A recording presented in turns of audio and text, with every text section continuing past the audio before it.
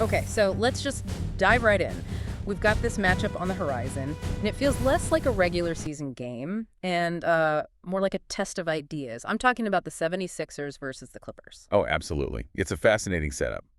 And the source we're digging into today, Coast to Coast, the Hardwood Clash, it really gets to the heart. It does. It frames this whole thing as a clash of identities, not just, a game of basketball. Exactly. We're moving past just who scores more points. This is about a fundamental disagreement on how the sport should be played. Right, it's that classic East versus West idea, but really cranked up to 11. The analysis says Philly represents grit and power. And on the other side, LA is all about speed and precision. Okay, but let's break that down. When we say Philly's grit, what are we actually talking about? It's not just like hustle plays. No, not at all. It's a very specific tactical approach. Think of it as offensive friction. The Sixers want to physically dominate. They want to slow it all down. They want to slow it down, turn it into a half-court drive, essentially use their size to force the Clippers into a wrestling match instead of a basketball game. It's all about that physicality, bumping cutters, making every single pass difficult. So they're trying to suffocate the game, which makes the contrast with Los Angeles so stark. If Philly's the sledgehammer, the source calls the Clippers the scalpel. The scalpel, I like that. Speed and precision, the modern NBA personified. Pace and space. Exactly. The Clippers' whole identity is built on efficiency. They don't want a wrestling match, they want a track meet. That precision part is key. It's about ball movement, stretching that tough Philly defense post. So one team wants to shrink the court, the other wants to expand it. That's the whole game. LA needs to get high-value shots and get them fast. Make Philly's big guys run around and defend in space, which is, a nightmare for a power team over 48.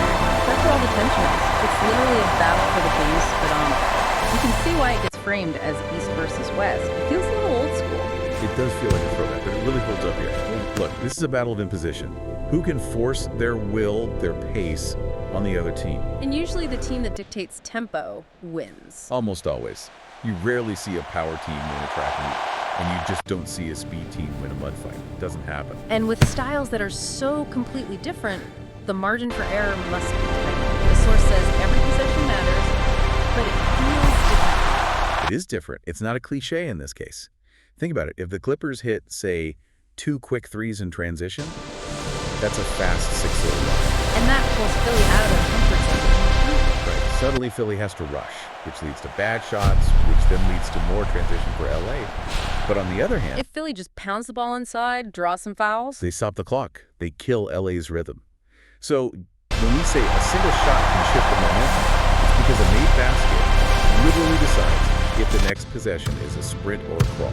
wow, that just ramps up the pressure cooker environment the source talks about. It says this is where stars rise and pressure peaks. Well, think of the mental exhaustion. Yeah. If you're on the Clippers, one lazy pass could mean getting physically punished for the next 2 minutes. If you're a Sixer, one bad closeout means an open three. It's not just about the scoreboard. No, it's the psychological weight of knowing your opponent is trying to completely dismantle your identity. That's why it's basketball at its highest level. It's a test of which philosophy can withstand that kind of stress. It really makes you think, if you had to build a team around one of those styles to win it all, which way would you win? The bullies or the streets? That's the eternal question, isn't it? We've seen both win championships, Yeah. but seeing them collide head on, this is what makes the sport great. So wrapping this up, we're left with this incredible picture of two cities, two totally different basketball philosophies clashing. Philly's power against LA's precision. It's the kind of game that reveals who you really are.